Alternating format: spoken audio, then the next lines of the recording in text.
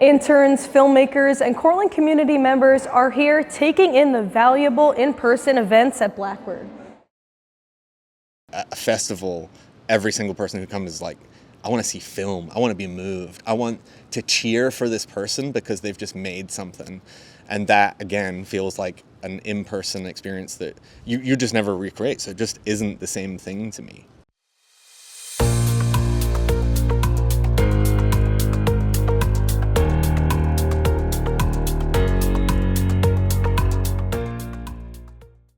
And when you watch a film on your own, there's no part of your brain that starts to think about another person's perspective of what's going on.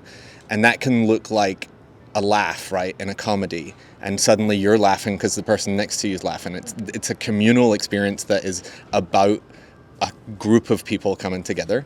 And that component of film festivals, of course, is like the thing that I love the most. Mm-hmm. Like getting to come and meet other filmmakers and find inspiration in somebody else's passion is like such a gift and such a cool experience. And it's like really disheartening when people say they're not coming or they cancel last minute, because that's an opportunity for us as, rising creative interns to kind of put our name out there and get our foot in the door and meet people who might give us an opportunity somewhere. I was lucky enough that after meeting a director here at Blackbird, me and my friend Andrew were able to go out and shoot his next film in Brooklyn with him. We did a whole guerrilla one-day shoot at 3 different locations. It was a madhouse, but it was a lot of fun, and it's finally playing here at the festival, which is a lot exciting to see. Since the pandemic, many film festivals have shifted online, making films more accessible, but also changing the way we experience them, losing the value of in-person interaction. They had to pivot the festival, move dates, locations, make everything outside. And filmmakers didn't know what was what because they just were everywhere.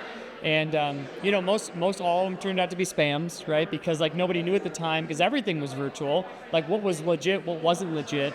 And, it did tremendous damage to the festival circuit. So much so that, Blackbird itself hasn't really recovered.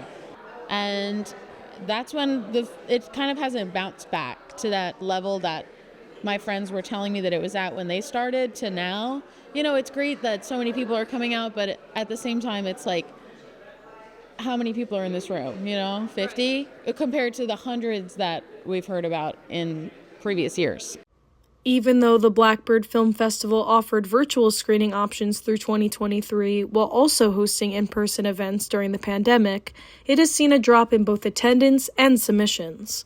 In 2019, the festival received more than 2,000 submissions, but when COVID hit, those numbers took a significant decline.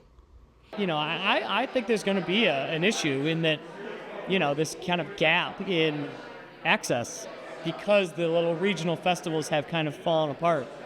It's sad because it's a reflection of how many people are going to the actual movie theater at all, right? Let alone a film festival. And the decline in those numbers since COVID is kind of heartbreaking, when the thing that we fall in love with as filmmakers, and I think as people who love film, is a communal experience where you are being influenced because there's somebody next to you.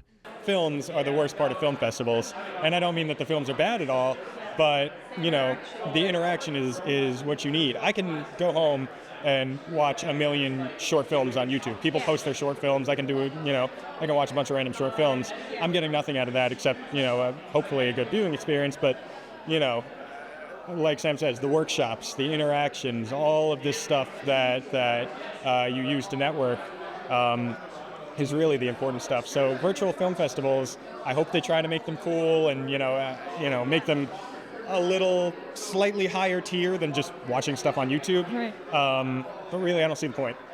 While this will be the last year of the original Blackbird Film Festival format, aspiring filmmakers are optimistic to see what lies ahead. We are going to be moving out of Cortland. We're going to be hopefully moving out to Syracuse and running the festival a bit differently, not so much a film festival, more of a film expo almost, which I know a lot of other people have done. It kind of takes a little bit of the edge off, and it's more of a training, mentorship kind of process, which I think I'm very excited for the future of Blackbird, and as well as the future of film in general. I do think that as much as the streaming model has killed a lot of hope for the future, and AI is on the rise with films.